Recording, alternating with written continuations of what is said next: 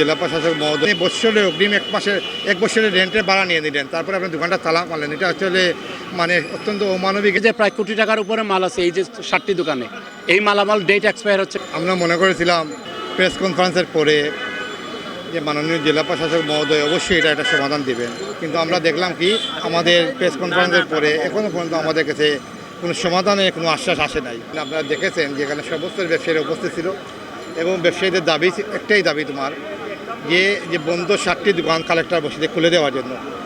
এবং আমরা বিশ্বাস করি ব্যবসায়ীদের পাল্স অবশ্যই মাননীয় জেলা প্রশাসকের মাঝে অবশ্যই মেসেজ যাবে, উনি এটা বোঝা দরকার, এটা সম্মান দেখানো উচিত। এখন ব্যবসায়ীদের অবস্থা খুবই খারাপ, কারণ এখানে 4 থেকে 5 জন আছেন দোকানের মালিক সহ ব্যবসায়ী। তাদেরকে ছোট করার জন্য নয়, আমি শুধু বলছি এটাই খুবই মানবতার জীবনযাপন করছেন। এবং যারা কর্মচারীরা আছেন এখানে প্রায় 70 থেকে 80 জন, তাদের অবস্থা খুবই খারাপ। এবং দোকানে যে প্রায় কোটি টাকার উপরে মাল আছে এই যে 60টি দোকানে, এই মালামাল ডেট এক্সপায়ার হচ্ছে, কোনগুলো নষ্ট হচ্ছে। আপনারা জানেন ঘড়ির দোকান আছে, খাবারের দোকান আছে, উনি সবগুলা রেখে তালা মেরে দেন। এই যে 7 জন ব্যবসায়ী ভাইরা যারা মানবিক সাইড বিবেচনা করে আমাদের ব্যবসায়ী ভাই, আমরা চাই না কেউ ক্ষতির কোনো কারণ হয়ে দাঁড়াও।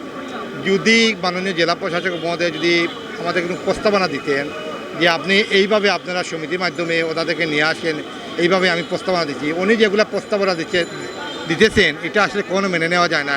কারণ উনি প্রস্তাবনা দিতেছেন যে 75% দোকানের ভাড়া বাড়াতে হবে এবং 25% দোকানের ভাড়া দোকানের মালিক যেটা আছে ওরা পাবে, কিন্তু এটা কীভাবে মেনে নেওয়া যায়? তো আমাদের প্রশ্ন হলো, আপনি বৎসরের অগ্রিম এক বছরের রেন্টের ভাড়া নিয়ে নিলেন, তারপরে আপনার দোকানটা তালা মারলেন। এটা আসলে মানে অত্যন্ত অমানবিক এবং আমি মনে হয় এটা বেআইনি, যেহেতু আপনি রিসিপ্ট দিয়েছেন আর অগ্রিম টাকা আপনি এটা বলতেছেন।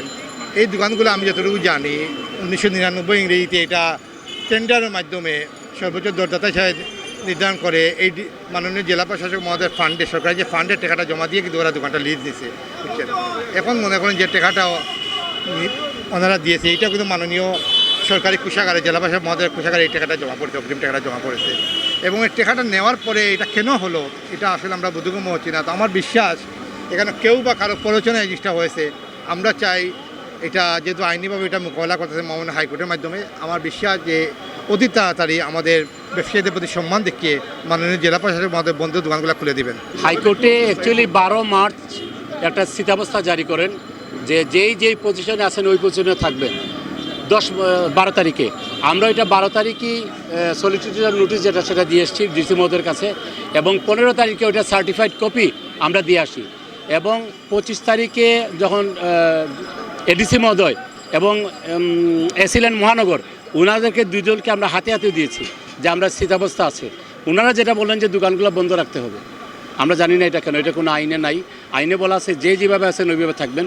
তো ওনারা দোকান বন্ধ করে তারপর 26শে মার্চ রাতের বেলা তালা মেরে দেয়। ব্যবসায়ীরা কখনো আসলে মানববন্ধন রাজপথের থেকে দাবি দাওয়া আদায় করবে, এটা আসলে আমি ব্যক্তিগত পছন্দ করি না। ব্যবসায়ীরা ব্যবসা করবে, নিরাপদে ব্যবসা করবে, এটাই লোকের রাষ্ট্রের দায়িত্ব। ব্যবসায়ীদেরকে সর্বোচ্চ সুযোগ সুবিধা দেওয়া কেন দেওয়ার দায়িত্ব রাষ্ট্রের, যে ব্যবসায়ীরা সরকারকে ট্যাক্স দেয়, বেড দেয়।